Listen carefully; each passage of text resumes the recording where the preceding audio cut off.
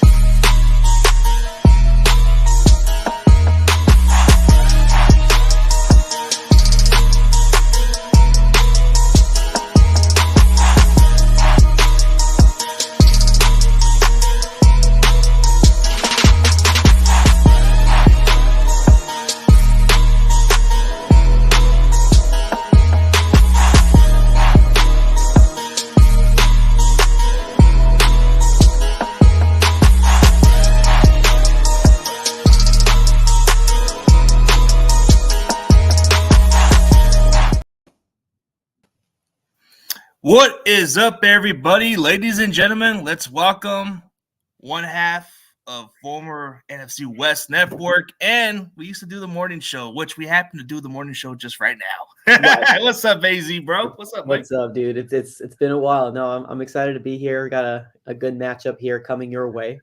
Oh yeah. We'll see what happens this weekend. Yeah, classic rivalry. Like it just goes like that. You know what I'm missing, bro, is that morning theme song we had, bro. But it is what it is, my guy. But yeah, no, it was a good song. It was good times, man. Good times. But yeah, we're gonna talk about the preview of this matchup, bro.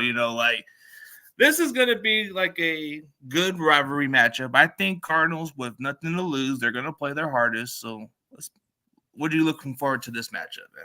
Yeah, well, it's one of those things because I know obviously when we were in the NFC West Network, we should talk a lot about I used to mention the fact that we swept you guys when Josh Rosen was our quarterback, right? But this year's been so different for the Cardinals. When you guys first played us, I don't think you guys knew that we were trying to win. You guys probably thought we were just coming in here and just tanking. The whole narrative is out there now. Granted, Josh Dobbs didn't do the best. But we held our own, except for when the second half happened, and that's when it just got bad. It got brutal after that second half. I do feel like the Arizona Cardinals, regardless of the narrative that's out there saying that the Cardinals are tanking, they're not tanking. They just don't have the talent. They don't have the talent to compete with the 49ers or with any other juggernaut of a team. But they're trying to win. And I'm excited to see what Kyler Murray is going to do in his fifth game because right now he's 2-2 this year, so we'll have to kind of wait and see. Yeah, Arizona's playing hard. They're fighting for a game, So it's like the beginning of the season when you guys pulled the upset on Dallas, I thought that was the greatest upset of the week.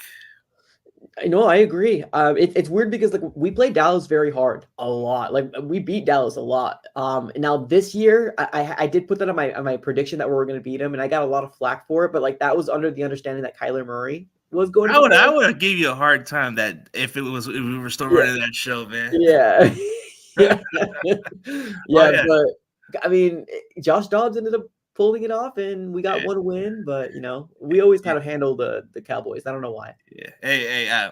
Since we had a hard time finding a Rams fan, I actually got my own version of my own Rams fan. This is the guy. He's actually growing a channel pretty big now. Nice. Yeah, dude. I guess he's pulling for you because he can't stand us. I can understand his purpose, but I think this matchup is going to have to be the toughest task because Kyler Murray, he's fresh, coming off an injury, and like you said, he's 2-2 as a starter this year. So I think we're going to have a game plan on stopping Kyler Murray and your running back James Conner. I think those are the two important pieces to your guys' offense. Yeah. No, I agree. We might have Michael Wilson back, and granted, he's a rookie, but he did have a pretty good game against you guys with Josh Dobbs. He had 2 touchdowns the first game, first time we matched up earlier this year. I think he might be coming back, but Trey McBride is a guy that you guys should definitely be keeping your eye on as well. A tight end that has kind of come up, and we knew about him as Cardinal fans, but he just never got the opportunity until most recently, and I mean about a month ago, and this man's starting to shine. Hopefully the next best tight end coming our way. So we'll see. Fingers crossed. I think because you guys let Zach Ertz go, that gave him more opportunities. Yep. This is the kid you guys drafted from Colorado State, which I see. Yeah, he's a raw tight end. But so if we're talking matchups, the matchup that I kind of been looking forward to since we're kind of looking at the matchup-wise, I see that your pass defense is ranked 31 against the pass, if I'm mistaken. Oof. Sounds about right. Because I looked at your secondary. Yeah, you guys give up some big plays, but some of the run plays, you guys give up about 4.5 yards a carry or something like that on your run. Yeah, we're like, if I were to say the biggest weakest point, I would say our run defense. The stats might tell you it's the pass defense. Like the defense in general, like it's not the greatest. We got people on there that like would give you your 100%, but like I said earlier, like we just don't have the talent to compete. Like we have the heart, but we don't have the talent. You know what I mean? So like it's only so much you can do. But yeah, McCaffrey, I'm worried. I'm not gonna lie to you, I'm worried. Yeah. I mean, McCaffrey's a problem. Last time he played you guys, he had 4 touchdowns, man. That's just don't remind me. Oh, you want me to tell you something kind of interesting? What's you know whose homecoming game is going to be this week in Arizona? Brock Purdy? Yeah. He's going to get a homecoming game right now. Good for him. Honestly, I still remember us talking about Brock Purdy. Do you remember? You brought him up. You brought up something about him. Yeah, how do you feel about him? He's kind of proving me wrong, man. I was writing this kid off like for offseason there, and a lot of Niner fans were giving me a lot of flack for that. Yeah. I mean, good for him, honestly. It sucks that he's a 49er because I'm not the biggest fan of you guys. Like, just your team. You're cool, but your team. Yeah, but, good for Brock Purdy, though. You know what I mean? Good for him. Like, Mr. Irrelevant, the storyline is as good as it gets. So good for him. We'll see what happens. Yeah, it's a good story because this guy was the last pick. He should have been drafted a little higher, but, it is what it is. Since this is kind of a funny idea, I think this is something we're lacking. I don't think you're kind of really into pushing it back, but hey, I think if Ramsaholic is with it, man, we can get the group back, get this guy along. He's very serious. I've been giving this guy an opportunity. He's been nothing but great on my platform. Great. He's a good dude. Good. But the matchup wise, what I'm more concerned about since we're talking matchup, I think Kyler Murray gives us more of the problems because he's going to run around and we got to contain your quarterback. So I think for us to be prepared against Baltimore, we got to face a quarterback like Kyler Murray to get us a better understanding against Lamar Jackson. But you guys have the Ravens right after us? Yeah. Oh, yeah. See, everybody's missing that. See, even my boy's missing that network, bro. It's just not the same, man. Yeah, but it was fun, man. It was a fun show. It really was. It was the best times of my life. I'm just like like the little catchphrase. Yeah. No, but since you guys have been kind of fighting hard and competing, even though, like you said, you guys don't have the talent, but at least you guys are putting up a fight. You know what I mean? Yeah, no, and I think that's something that we're leaning on in terms of Cardinal fans. I get it. Like this year is brutal. It's bad. There's a lot of Cardinal fans that like are turned off with the season. But like me, like I'm still gonna be watching because that's just kind of who I am. Like to me, I still want to see the progression of Kyler. I still want to see our rookies because, like, believe it or not, like this year's rookies are one of the best rookie classes we have in a very, very, very long time. And I'm taking this back to when we drafted Larry Fitzgerald. Like this is a while since we had a really good draft class. So like there's exciting things for us, right? With Garrett Williams, Michael Wilson, B.J. Ojolari, Paris Johnson Jr., Keitrell Clark. Like I already listed off 4+ people. And these are already guys that are giving us production.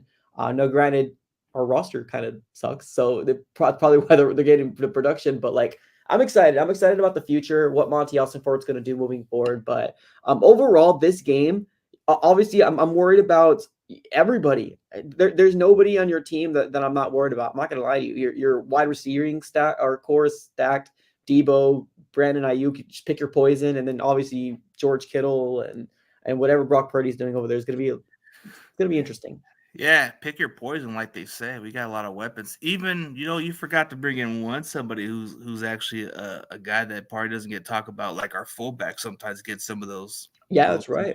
And then third down is Juwan Jennings, But, yeah, there's a lot of weapons. So I think the way how you guys are building your team is through the draft, too. So that's a foundation. And you're bringing some guys who are familiar with the system of what your coach is running. So it's like, you guys are just running exactly the way they ran the defense in Philadelphia. So I think that takes time to gel. And I think your offense will only get better if you guys build around Kyler Murray. I think the offensive line has probably been your promising spot for Paris Johnson to be your starting tackle. And then you look at your secondary, they're just young. They're going through the growing pains. Like you just say, Keitrell Clark is a guy you guys drafted from Louisville. No. And I mean, there's quite a few pieces. Michael Wilson might even be your second best wide receiver. Dude, honestly, he might be. That's the crazy thing. Like, so far, we've seen Michael Wilson in one game with Kyler Murray because the other three games he wasn't able to play just because due to the injury. So we're hoping he comes back. But like the way I want this Arizona Cardinal roster to be shaped out is we need to get bigger on the wide receivers. Like we have to. Like we have so many small wide receivers that are just like just trying to run everywhere. But like we need a big body, and we're all hoping that either we draft one or Michael Wilson could be that guy. Or heck, why don't we just draft one and then have also Michael Wilson be that guy? So, it sucks losing D-Hop in the beginning of the year, but this is obviously a rebuild. He didn't want to go through it. And this is a stripped down rebuild. This is not just we're rebuilding. Yeah, like you got a lot of small, speedy receivers like Rondell Moore. Rondell Moore hasn't been quite productive as expected. I mean, it's unfortunate. I called it, and I don't want to be one of those guys that are the negative Nancy's, but like I've called this before. It's just, it's not that I don't like Rondell Moore. I think he's a great person. It's just, I don't think he's just not consistent. And honestly, with Marquise Hollywood-Brown, I like him too. It's just, this is his contract year, and he really hasn't improved very much. So I'm excited to see what the Cardinals are going to do in the offseason about that. I think Cardinals are just going to have to build on for next year. But I was just watching the press conference of what Kyle Shanahan just said about the Cardinals. He says this reminds him of the 2017 Niners where we were going through that path. Like, you guys are fighting hard, so you guys are probably going to be – see, the one thing about this, one thing about later in the season, there's always that bad team that's going to show some promising, and maybe down the stretch they're going to be good next year because sometimes that's always been that team. So maybe the Cardinals are that type of team. You'll probably fight or scratch your claw a couple wins here and there. Just like look at the Giants. They're scratching and clawing now with Mr. DeVito Italian. Right. But I mean, we got a tough stretch, though. I'm not gonna lie. We have you guys. We got the Chicago Bears, which at one point I thought were beatable. But like their defense is holding their own. And then we got the Eagles, and then we got the Seahawks, which are probably gonna be fighting for a playoff spot. Like it's gonna be a tough stretch for the Cardinals. We'll see. We'll see what happens. Yeah, those matchups will be kind of that will be kind of like winnable. I think Chicago, depending on how you guys match up, I think that's a winnable for you guys. But we'll see. But when you look at the matchup between the Cardinals, So what would it take for you guys to at least get into like maybe 3 keys to upsetting the Niners? Because it's any given week. I know there's got to be a little bit of hope for you guys. There's a little, I mean, anytime there's a divisional rival, there's a little hope. It sucks that we're going against probably one of the best teams in the NFC, or no, the NFL. Like not just the NFC, the NFL. Like you guys are stacked. So it sucks that we're playing you guys. But like if we did have some sort of keys to success, a couple things we need to do. Obviously the run game needs to be a big focal point, and James Conner needs to be the guy to tote the rock, hopefully 15 plus times, 17, 18 plus times. We need James Conner in that run game to get going. We need to have Kyler Murray continue to play under center, not for the majority of the game, but I think we're starting to see a lot more different formations, and we're actually starting to see Kyler Murray coming out here under center, bootlegs, play actions, stuff like that. Like that's the type of stuff that if you want this offense to succeed, you got to take Kyler Murray out of the shotgun 99.9% of the time, which that's Cliff Kingsbury's offense. And that's what Kyler Murray is used to running. So we need to be able to use that to our advantage. Obviously the run game, come out with different formations. And then the second thing or the third thing would probably be, I don't know, I guess just protect Kyler. I would love to say, contain either McCaffrey or Debo or Ayuk. It's just it's a tough ask. Yeah, it's a tough ask. Yeah, choose your poison in that situation. But when you look at it this way, like the difference of what you guys are right now is like you guys were competing with Josh Dobbs for a little bit, but there is a lot of talks. There was a lot of discussions that Kyler Murray was going to possibly get traded. Man, was that something you were concerned about, or were you kind of like saying, we're going to keep him? There was a little concern. I'm not going to lie to you. Right now, it kind of seems like the trend is already trending in the right direction. Well, I guess not the right, but the direction for the Cardinals to keep Kyler and just build around him. So what it seems like we're hearing a lot of glowing remarks from our coaching staff. But like on the other side of the coin, like what do you expect them to say, right? They're not gonna come out here and say he sucks. You know what I mean? So like you gotta have to obviously choose what you listen to or what you want to believe. Obviously they're gonna come out here and support him. Because in the grand scheme of things, he's 2-2. He hasn't played football in over a year. I like what I've seen, but obviously he needs to get better and better. And he already knows that too. He acknowledges it. So it's not something like he's happy with his play. 2-2 is great. We'll take it. But like at the end of the day, we need to be more consistent on the offense. And it starts with Kyler. He needs to get his footwork going. He needs to get better on this formation. So I was a little worried. I'm not going to lie to you when the trade deadline happened, because obviously there's a lot of quarterbacks. If you look at the NFL, like there's so many teams with mid quarterbacks, like mid to like low tier quarterbacks. Like the quarterbacks this year is bad, man. Like you got your good ones, right? But like in the NFC, the only people I can say that are good, Brock Purdy, Dak Prescott, Jalen Hurts. Now, Kyler Murray, I'll put him in there as well, but he still needs to kind of prove a little bit more. But like, who else? Matthew Stafford seems to kind of be on a decline. Geno Smith, we told Noah, don't buy into the hype. You guys did that for 3 years. And then Jared Goff's kind of like whatever. He's up and down too, but like yeah. So I mean, it is what it is. The NFC is just really weak right now, and you guys are just the juggernauts right now. Like it's crazy to me that there's teams that are 6-7 and they're in the hunt. Like that's crazy. Yeah, it is. Like you look at the rest of the competition, but look, the Niners are just they already just clinched playoffs before everybody did. So that just tells you how above we are. Like wild.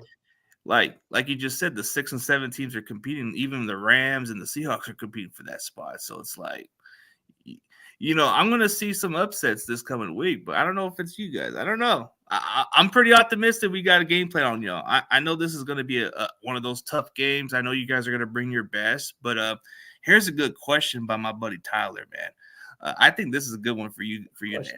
Yeah, it's a very good question. Let me start with the offense. Right now, I think our offensive line is our biggest weakness. In the beginning of the season, they were getting glowing remarks about how good we were looking.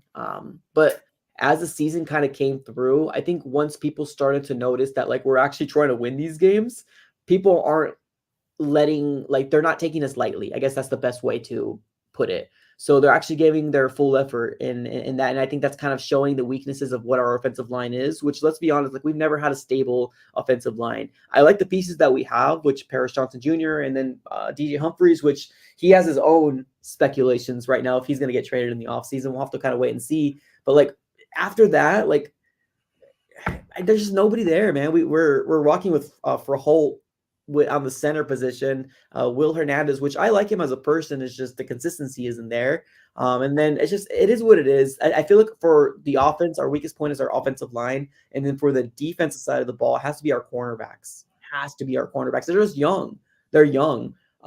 Garrett Williams, I'm happy about him. I'm excited to see what he's going to be progressing into. Hopefully CB1 next year, maybe for the following years. But like we're just young. Keetrell Clark, Garrett Williams. Yeah, it's a young squad, and I think those are the two area weakness, because when I looked at your guys' pass defense, it is ranked 31st or 30 in the NFL in pass defense, which is not too far from the Eagles or the Jaguars. So it's like, and then you just said your offensive line is another weak point of your offense. Like, I'll give you the same exact way how I feel about my team's weakness. Like, you look at the right side of the offensive line. That is our weakest spot. Like, okay, Colt McKivitz, he's not that bad, but he's at least a little bit of a problem. And then you got my boy Spencer Burford, who I just put the intro on. He's a little bit having a rough year. So he's somebody that needs to step it up a little bit. And then my most disliked player on my team, Jake Brendo, is just not that good. He is the weakest link also. So I can tell you what, the left side, which you got Aaron Banks and Trent Williams, they're good. The other three, oh my God. It's frustrating, but Brock Purdy just throws the ball away. And then you look at the weakest spot of our defense. Everybody's been questioning our secondary a little bit. It was giving me some concerns in the part of the season, but I'm kind of feeling a little bit less worried now. Yeah. So it's like the depth is pretty solid, and they stepped up pretty well when it was necessary. Well, I feel like your team is just overall well-rounded. It's the best way to describe it. It's just, I know you got some hurt people in the secondary, but like it just almost kind of seems like when any team gets any chance to kind of come back, your offense just explodes. And then like it kind of kills momentum for anybody, because like I said, you guys got weapons for days, man. Deebo Samuel's still having a really good year.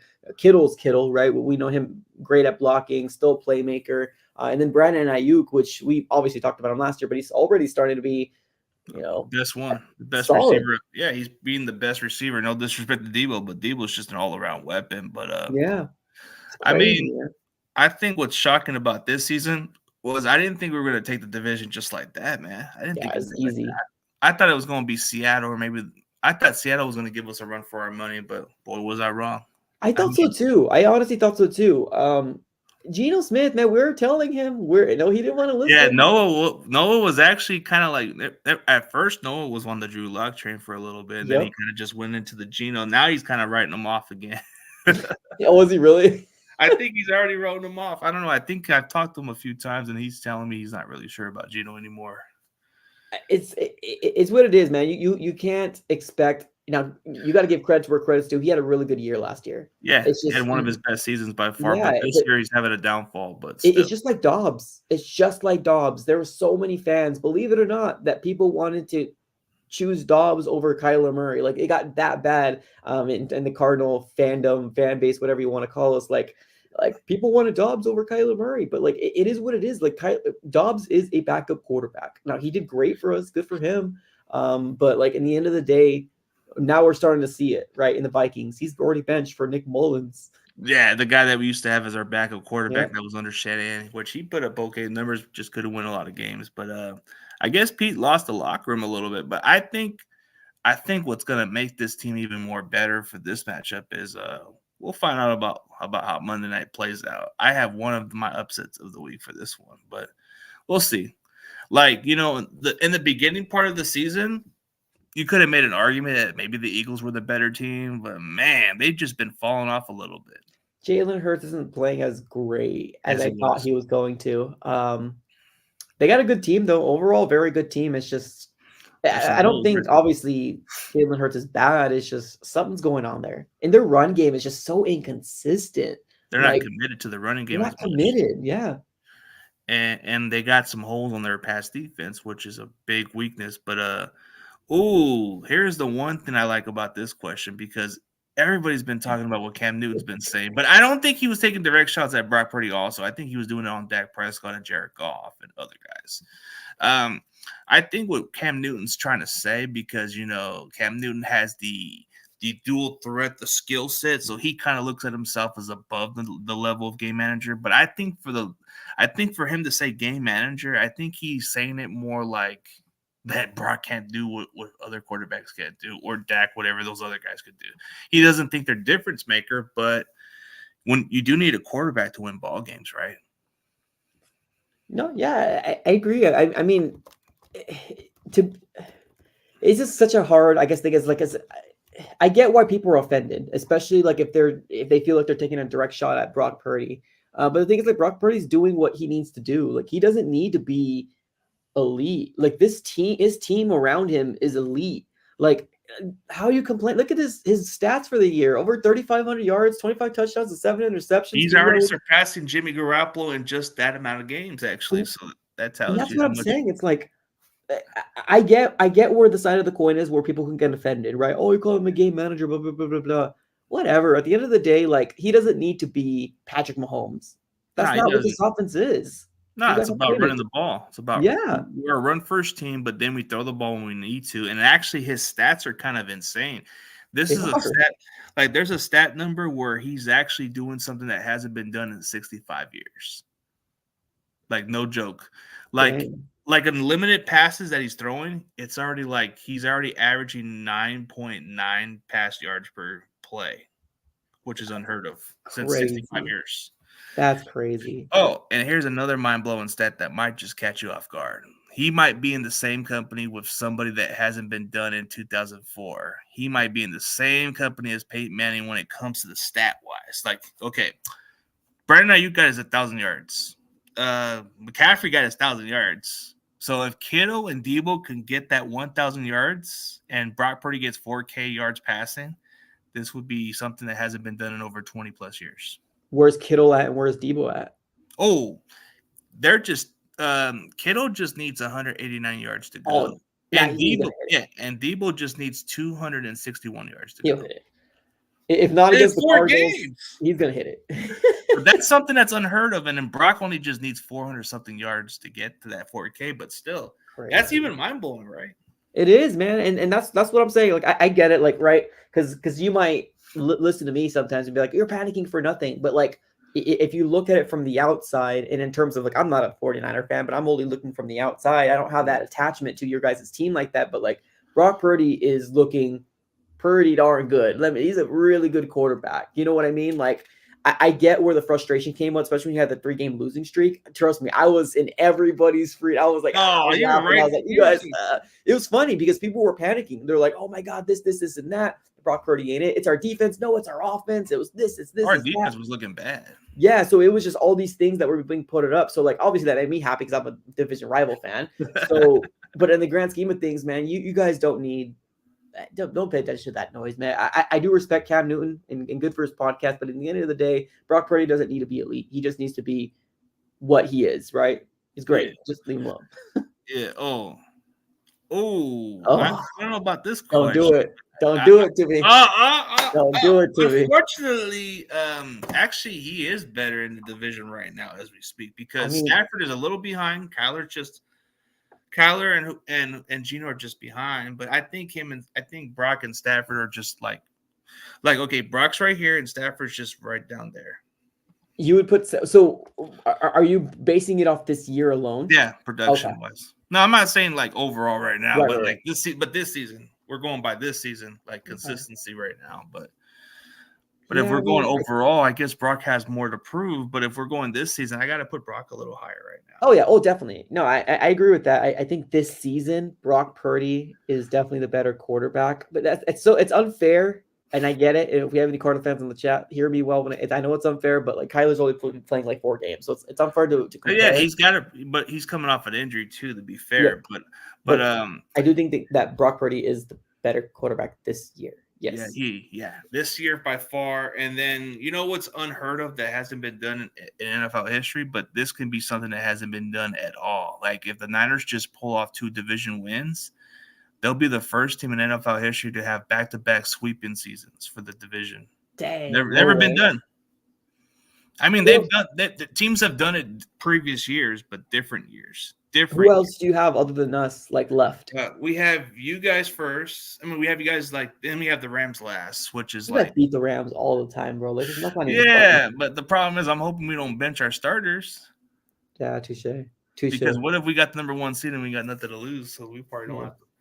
But then again, it wouldn't hurt us. They'd probably keep us more healthier. But yeah, that's true. Wow, that's interesting. Yeah, it sucks to be on the opposite side of it, but I get where we're at right now as a team. We're just trying to rebuild. So we'll see. Yeah, I mean, what's really changing with what you're doing going forward, man, is you got a good podcast going on with your other thing. I mean, we were doing NFC West for a while, and then you started doing something with your Cardinal guys. So it's kind of been booming. I've been watching a little bit here and there. Yeah, it's cool, man. It's fun. Obviously, it gives a different taste of just kind of different type of content because there's content for everybody, right? It's a short form, your TikToks, your shorts, whatever, your medium size, which I'm mainly do. And then you have your long form, which it's different, but I like it. I like chopping it up and getting other people's opinion because I'm very reactionary, especially with my Cardinals. Oh, yeah. I always watch them rant videos. They always make my day feel better sometimes when you get a little That's what I'm saying. See, like I haven't had a rant video this year because I know where we're at. You know what I mean? So I'm not going to be pissed off. That's why I was kind of concerned. Like, I forget. Then I think maybe because he's not tripping about this team because they're not really doing nothing this year. Yeah, that's why I'm not upset. Like, I mean, when I do my reaction videos, it's more just kind of like, let me throw it out there, right? This is what's happening right now. But like, I'm not upset. Like, I knew heading into this year that our roster was not going to compete with most NFL teams. Oh, yeah, absolutely. Oh, shout out to my boy Keith Murray, the unbeaten. What's your opinion of Gannon as a new head coach? Oh, that's a good question. I like him. But it's just so hard to get a full assessment on him because of everything that's happening right now. I like him. I think he's got a good presence. I think he's trying to establish a brand new culture from not just our head coach Cliff Kingsbury, but just like how poisonous we used to be with Steve Keim in the front office and how everything was ran. So with Monty Austinfort, our new general manager, as well as now Jonathan Gannon, I think we're just trying to set a foundation. So it's hard for me to say, like, I don't like him. I get it. Our record is not good. We're 3-10, literally the opposite of what you guys are. But like, I can't really give a fair assessment. Right now, I like him. Well, I mean, I mean, you can't like. I mean, he's actually building from scratch right now. So Yeah, he's exactly. building. So that's what I'm saying. Like I like him right now. I think he's good. I think he's actually doing a fine job. It's just I want to finish the season off strong, and I'm not saying wins. I'm just saying I want to be competitive. Like I don't want to Yeah. I don't want to get slacked by you guys. I do not want to get Oh man, slacked. that would just be like a devastating for you. But will I see a little funeral out of your video?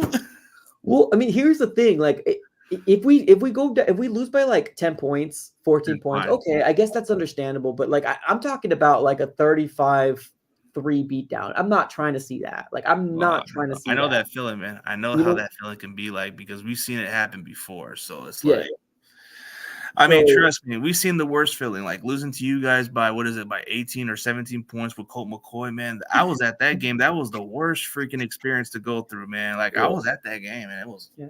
dude. I So was like, that's what I'm talking about. Like my expectation, and I think most Cardinal fans, or I guess I can't really speak for them, but like I don't think we're really expecting wins. We just want to be competitive. Like that's at it. least put a fight or Put a something like fight that. up. Yep. Yeah. And I don't know, like Jonathan Gannon just looks like Pee Wee Herman. I'm not gonna like he does. Like, don't you agree? Like, he could just dress up like him for Halloween, and you guys wouldn't know the difference. That, and he also gets Murr from Impractical Jokers. Oh You yeah, know what I'm talking about? yeah. Practical joke. I remember that one. Yeah. Yeah, check him out. I think the guy's name is Murr. It's Murr. And he's from Impractical Jokers. He gets a comparison from him too. So like, yeah, I could Yeah. see. So like going into the season, which rookies have impressed you? Like three rookies, three rookies that kind of got your attention. Honestly, I can give you more than three, and Oh that's yeah, that's give the me all crazy of them part. that stood That's out. the Give me your crazy different part. opinion. Yeah. I can give you more than three. To be honest with you, I'm not going to put Paris Johnson Jr. in there, although I do believe he does deserve to be, but I don't want to make it easy.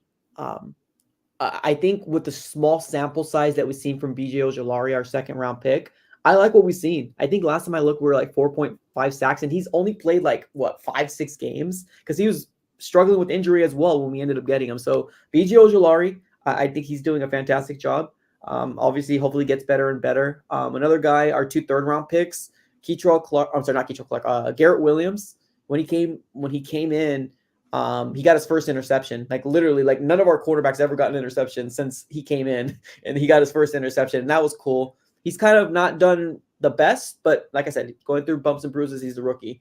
And then Michael Wilson. I think Michael Wilson's looking pretty good when he's on the field. And the last one, Dante Stills. Ooh, that was I a think kid the from fifth, West Virginia that I really yep, liked. a 5th or 6th round pick. I'm not 100% sure, but man, Monty Alstonfort has hit these draft picks. And I'm excited, man. I'm excited to see what they're going to do next year. Oh yeah, dude. Like looking into the draft, it's promising for some of these players. But as far as like 3 players of mine, like like I can go with at least 3 players because not a lot of them are playing as much. But I can't really say a lot for Jake Moody. I mean, Jake Moody had enough. Like Jake Moody, I'll give him at least a B- because he at least made some kicks. He's only missed very little kicks. He cost us the game, so that's why I put his grade down.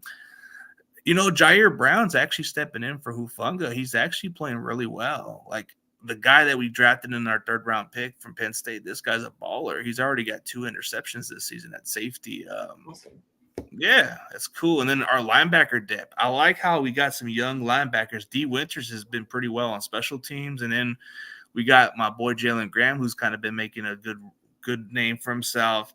I think Braden Willis, when it's all said and done, I think he's going to get more significant time down the stretch. But I actually had his dad on my show, and yeah, I like the kid Braden. He's a good dude. But Awesome. I think it's going to take some time. Usually we got a lot of guys redshirt this year, so I think only some guys got some significant playing time. So I'll just say Jake Moody, even though he wasn't one of my favorite picks, he got his opportunity. But I got to say Jair Brown's the best rookie for us, hands down. And then D. Winters is probably the one that's my last one because he actually did solid. Yeah, I mean that's the thing too. Like when you have a team like you guys, like when you guys are Super Bowl bound or going for the Super Bowl, you don't really see a lot of the rookies because you guys have the people to already kind of be put in place and they're more used for depth. For the Cardinals, obviously we lack talent everywhere, so rookies can slot in, and it's an easy way for us to establish from the draft, and I really do like it. Oh yeah, for sure. Oh, I like this question for you. What direction do you see your Cardinals in the future for offense and defense with your roster? What direction do you see your Cardinals? Is he saying like, are we going like like next in year? the draft? Yeah, like next year draft or whatever you want in mind. Like it can I be mean, like well, here's the thing that the Cardinals next year are going to have like $50+ million to spend. We're going to have a lot of money to spend. expect to be aggressive this offseason, hopefully. I hope so. I hope so. I hope the Cardinals don't sit on their hands because, like, if indeed if Kyler Murray is going to stay with the Cardinals, it gives them more of an enticement to do something because he's going to be healthy. He's going to be ready to go. Why wouldn't you want your franchise quarterback to go to the playoffs, right? Now, if they get rid of him, which I don't think they're going to, that's a different story. But like, we got money to spend, they better spend it. But in the draft, it's so hard because like my mind keeps going back and forth. I would love the idea of Marvin Harrison Jr., and I think most of the fan base wants Marvin Harrison Jr. You gotta lose. It's going to depend on what the Bears do. We don't know what the Bears are going to do. Are they going to keep Justin Fields? Are they going to trade him? We don't know. Or get Caleb Williams, please. Right? Or they'll get Caleb Williams. I don't think Fields is it. I don't think Fields is the answer. Yeah. I mean, I know he's doing better, like in the stretch right now. This little 3 or 4 game stretch, but like if they go Caleb Williams and then the Patriots go quarterback, then that leaves us with our picking of whoever the hell we want. So, yeah. We'll see. Yeah, we'll see what happens. But I think as far as like you said, you guys are going to have a lot of cap space. So you guys should be expected to make some aggressive moves. I hope so. Probably build off of your offensive line a little bit more. That will be a start. And then I agree. And if the Cardinals can get, I apologize, I didn't mean to cut you off.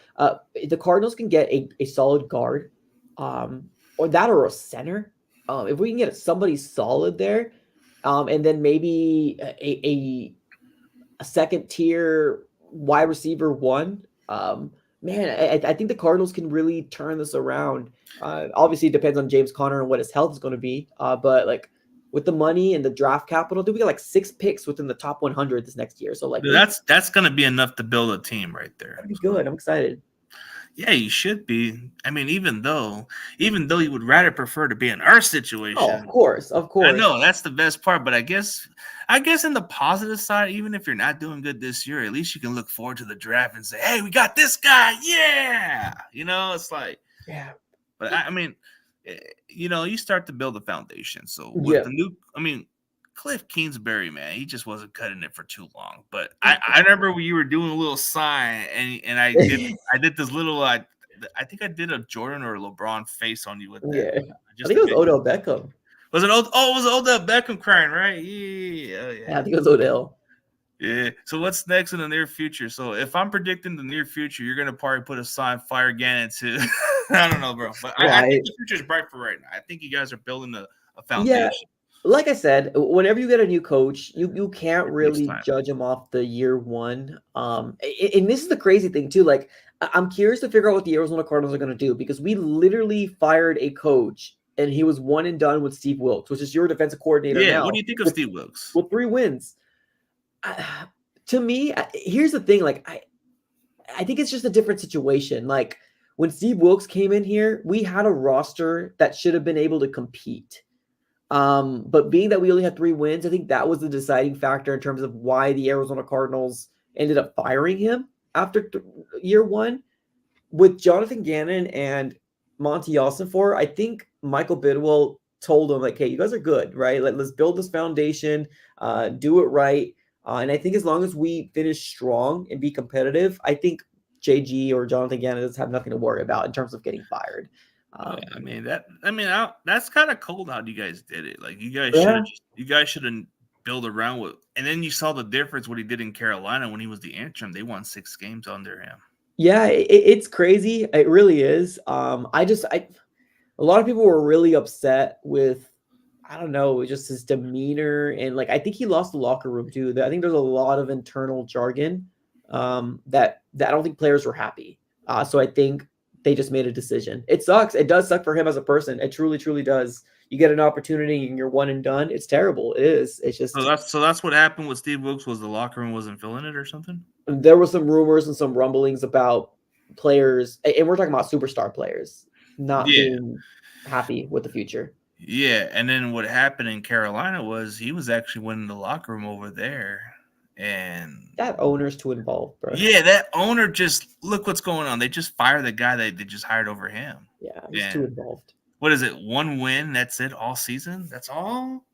Look at Steve Wilkes. He's actually coaching one of the best defense right now. Yeah, the one thing that we can say as Cardinal fans is we're not the Panthers. That's a good thing. Yeah, that's true. They got no draft. They don't got first round picks, bro. Like, and then they don't even know what Bryce Young's gonna be. Yeah. Hey, if I'm a Bears fan, I'd be pumped up about those type of picks because Yeah, they're probably still gonna get Marvin Harrison Jr. with those other picks. Well, if the Panthers suck that bad, yeah, they are. We were projected to be what the Bears should have been, but the Texans, for some darn reason, they started winning. But I did hear, I don't think CJ Stroud's going to be playing this next game, so obviously I don't want him to be injured. But that when they lose, it helps up our draft stock because we got their first pick. Yeah, you guys want to keep it going, man. So like. Yeah, like the difference of what could have been. Panthers, man, I guess Panthers are just that done with the management. Like, why would you let go of a coach that the players wanted to play for? That's wild, man. Like, you don't ever do that, right? You don't want to destroy a locker room. And plus, Frank Wright wasn't somebody they were really comfortable right away with. Right. So he got fired. So that's the crazy part. So it's like, I guess sometimes front office or people who run the business, they make terrible decisions and now they're paying for it. So right. There was even a lot of the narrative on Steve Wilkes too. Like when we lost those 3 games, they were writing him off, saying it's fire this guy. Our defense is trash and all this stuff. Yeah. And I kept telling the fans, relax, bro. He's adjusting to the way we're running our defense. He's not accustomed to how we run it first, so it took him some time. But the first 5 weeks of the season, nobody was saying nothing about it. Yeah. Now he's kind of going back to the form, and now our defense is one of the top units in the NFL. I mean, winning cures all. That's just it's what it is. Winning. And I think Steve Wilkes kind of brings a different style. I think he brings a different type of style that's very unique and probably something that we needed. Because no offense to those other guys, D'Amico was a rah-rah guy. You had Saul as a rah-rah guy. But I think Steve Wilkes is more like that old school coach, that military type of coach that gives you that tough love, but kind of gives you that praise. But he's not a rah-rah guy. I like how he's kind of a chill, relaxed dude, but he'll get serious at that point. Yeah. No, I agree. Yeah, and I think everybody was taking a portion of what was said, but I think him going into the silence actually made the defense even better, which was like mind-blowing. He started in the box, right? Yeah, he did. The first 5 weeks, nobody tripped about it.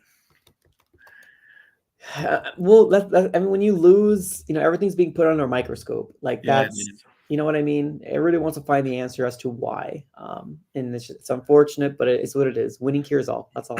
Yeah, it does. So like winning does cure all. But hey, are you gonna go to the Cardinals game against the Niners or not? Probably not. I'm gonna be watching the game. It's just I don't know if I'm gonna be doing a stream. It's just a lot of things I got to do here in the background. I've been working with Bleacher Report as well, so like gotta have to get like ready to stream through there. So it's a lot of things I got to do here in the background. Like Sundays are kind of it's work, but it's fun work. It's fun work for you. It's fun work. Yeah, exactly. So like it's unfortunate I can't have the luxury to sit there because like even when I go to a game, I have to leave because to get ready. You know what I mean? So like I need to find a balance. You got to find a balance to go to a football game and just do what you do. I went to a lot last year because I was a season ticket holder. I went to a lot. I went to at least like 5 or 6 of them. And I gave away my other season tickets as well on the channel. So I went to a lot last year, and this year, you should go to. You should at least try to have fun with the games, bro. It's better to go to the game days, even if your team's not doing well. At least try to show the support of a team, man. Like I've been through that before. Even when the tickets were cheaper, I've been there and done it. Yeah, it's crazy. This season is going to be. The State Farm Stadium is going to be so overrun. Oh my god, I'm not listening. 61% of Niner fans taking over your stadium, man. That's just that's more sea or red than you guys. Yeah. I mean, but before we get into the end of the show, man, we can do a score prediction, and you tell everybody where they can find your show, man. Okay. Yeah. So you could find me. Oh, my bad. Yeah, let me just do a core prediction first. Like I said, I don't think we're gonna win, but as long as we're competitive, I think we're fine. I think we'll lose this game. I think it's gonna be 31-23. Oh, okay. So it's gonna be a little bit of a fight. Okay, I like that. I'm hoping. I actually agree with the 31 scoreboard. It's just I'm gonna go with 17 because I think you guys are gonna fight too, but I think we're gonna finish it down the stretch. So okay.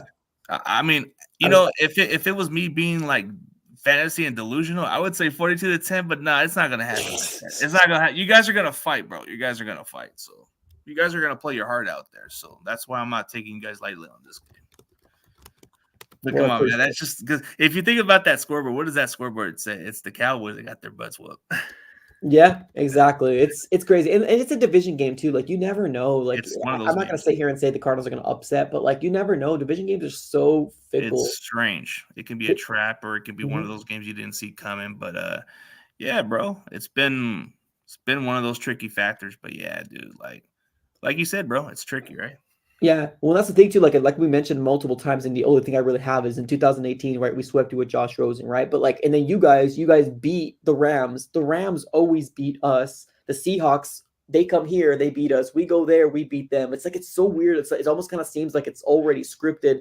Like the storybook is almost there already. But like you, at the end of the day, you don't know. You don't know what's gonna happen. Yeah, you don't know. But the funny part is, you guys have a problem with the Rams against them, but when we play them, they're just nothing to us. But now we're kind of getting Seattle at this point. Yeah, Seattle. I feel like Seattle's like I don't think their team is bad. It's just Geno Smith ain't it, man. Locke ain't it either.